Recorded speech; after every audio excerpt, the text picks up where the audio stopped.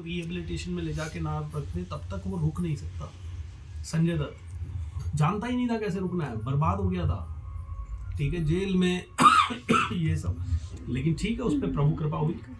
तो कभी 20 साल बाद होती है कि वो प्रभु कृपा, कभी 5 साल बाद होती है। तो आपके ऊपर हो चुकी है, आपके पेरेंट्स के ऊपर कब होगी ये आपके हाथ में नहीं है। हाँ, इनसे कनेक्शन आपका अच्छा हो, शुरुआत हो। सर एक चीज़ और है सर, काफ़ी चीज़ें गिल्ट में रहता हूँ सर कि मतलब लाइफ में कुछ अचीव नहीं कर पाया जहाँ होना चाहिए था, क्योंकि कई लोग। तो मेरे साथ बोलिए, मैं बहुत कुछ अचीव कर रहा हूँ।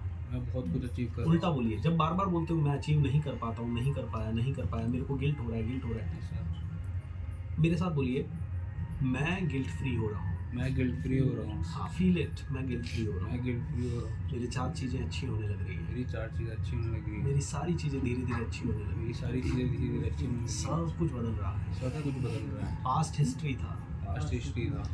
कल रात को आप सोए ना, तो रात को नींद में आप मर चुके थे। नींद में आपको नहीं पता होता है कि आप कहाँ पड़े हो, क्या पड़े हो, कैसा हो रहा है, क्या है ना। ये आज सुबह का पुनर्जन्म है। लाइन मार दो पीछे जो है, ये लाइन है, जीवन आगे का यही से शुरू हो रहा है। आज आपका, तो किसी ने मुझसे पूछा क्या री इनकारनेशन होता है, तो यस, री इनकारनेशन होता है। हर रोज सुबह जब हम सो के उठते हैं, हमारा नया जन्म ही होता है एक तरह से। बस फर्क इतना है पुनर्जन्म और नए जन्म में कि पुनर्जन्म की बातें शायद हमें याद नहीं होती, और जो रोज नया जन्म हो रहा है उसमें हमें कल की बातें याद है, पीछे वाली, इतना ही फर्क है। लेकिन उसमें भी आप देखो, हजारों बातें आप भूल गए, हजारों अच्छी चीजें आप भूल गए। जैसे कि वही माता पिता बचपन में हो सकता है आपको चाटा भी मारते हो, लेकिन फिर भी आप गुस्सा नहीं करते थे। तो आप क्या कहते थे, अरे कोई बात नहीं, जाना तो उन्हीं की गोद में है, चाहे चाटा मारे चाहे कुछ भी करे। आप जाके कभी भी उनसे नफरत नहीं करते थे, आप जाके उनकी गोद में। लेकिन अब बड़े हो गए हम, अब वो गाली दे देते हैं तो हमें बहुत चुभता है। क्यों?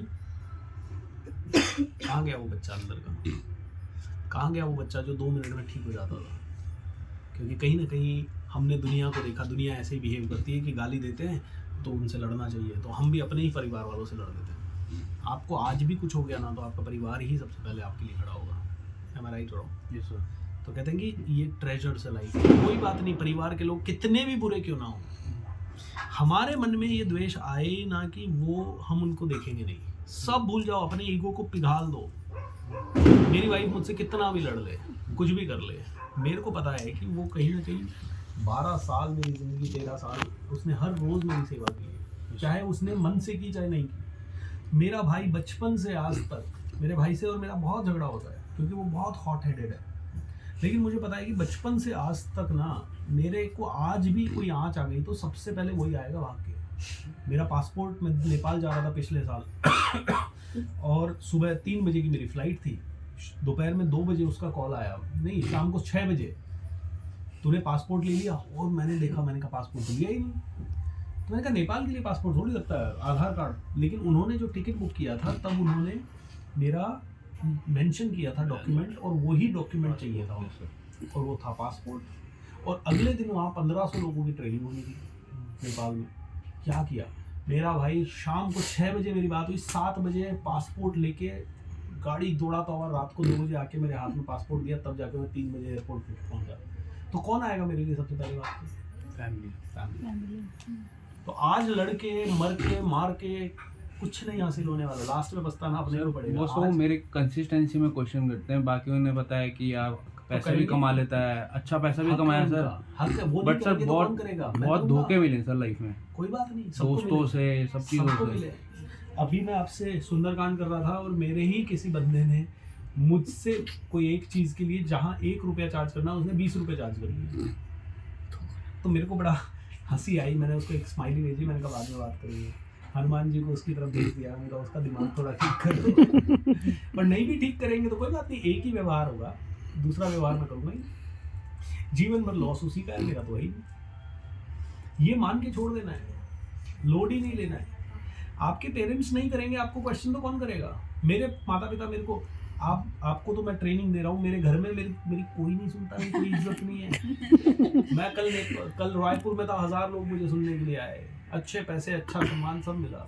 2 दिन पहले नेपाल में था, 1700 लोग आए, हर आदमी 10,000 रुपये दे के आया टिकट एवरेज।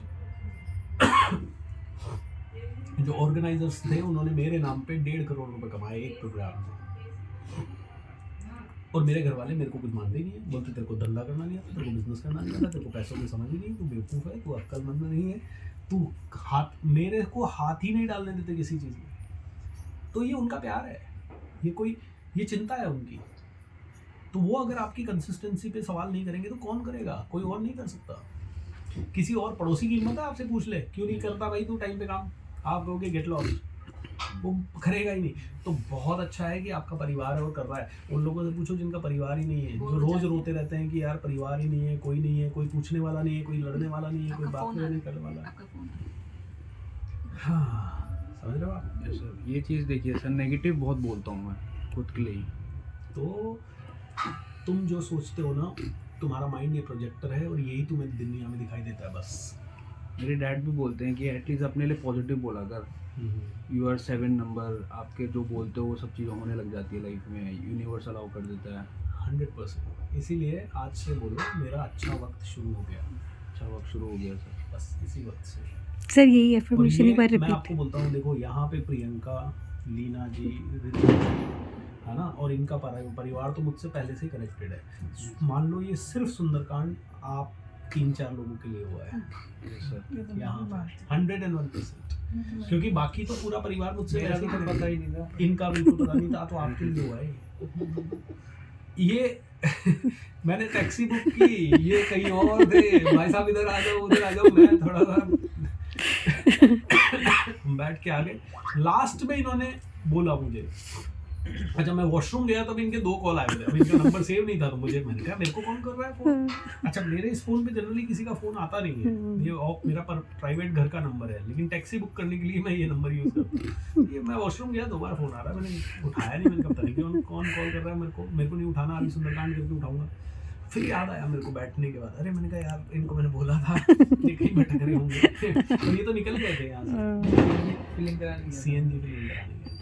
हाँ,